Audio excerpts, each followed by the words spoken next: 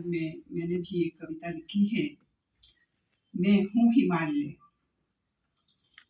धरती माँ का शाश्वत शिलालेख,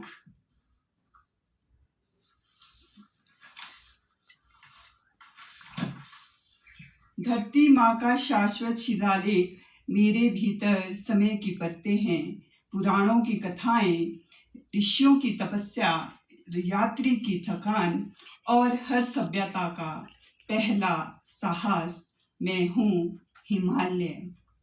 शरद के केसरिया रंग, बसंत के लाल बुरांश, हर ऋतु मुझे नए रूप में रचती है।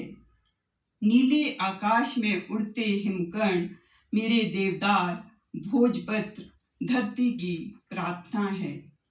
मेरे झरने माँ की अनवरत धड़कन।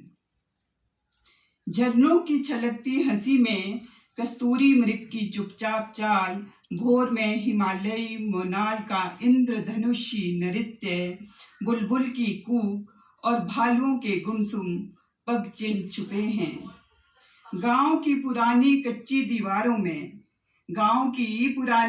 दीवारों में दादी का चरखा अब भी गुनगुनाता है।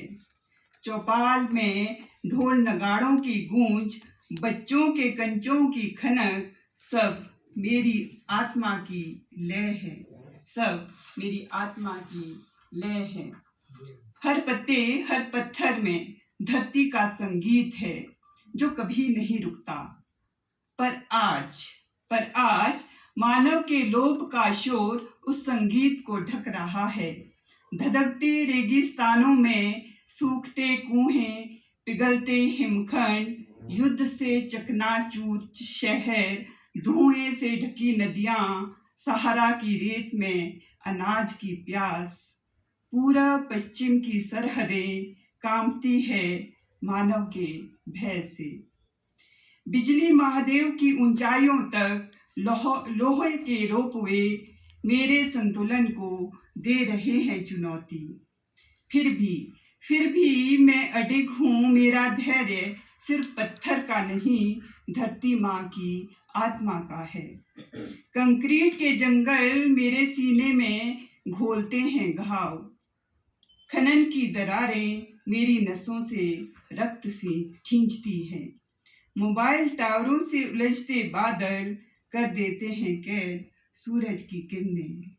मोबाइल टावरों से उलझते बादल कर देते हैं कैद सूरज की किरणें। मैं जानता हूँ कि हर ऋतु लौटती है और मैं भी प्रतीक्षा कर सकता हूँ, जब तक तुम अपने भीतर के मौन को सुनना सीखो। सच्चा विकास वह जो जंगल की सांस, झरनों का मुक्त प्रवाह और चौपाल की हंसी बजाए। मेरी शाश्वतता है तुम्हारे निर्णयों में। मैं हूँ हिमालय, अनादि और अनंत। अब भी वक्त है, मेरे झरनों को करो तुम मुक्त, जंगलों को फिर से लेने दो सांस, अपने कदमों को मोड़ दो गांव की मुंडेर पर।